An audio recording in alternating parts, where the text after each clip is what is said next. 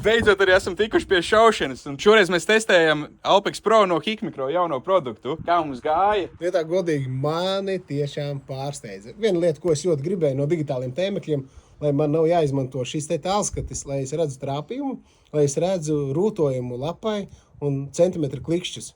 Lai man nav jāmētājās, ja? Tā kā tas man izdevās. Nu, un visbeidzot pārbaudīju Moskau kalkulātoru, un es tiešām trāpīju, tā kā tas gongs ir, tā kā šitais te, tādā izmērā. 300 metros ar digitālo, wow! Tā kā brīnišķīgi, tā kā, ja tev tādu vajag, es domāju, ka noteikti. Tad premiumoptics.lv un mēs jau pastāstīsim, kā viņu labāk piešaut, kā pareizi savadīt parametrus balistikai, lai tu varētu mierīgi medīt 300 metros. Es nezinu, kāds medījumais zvērs ir tik maziņš. Cauna, ja? Pele.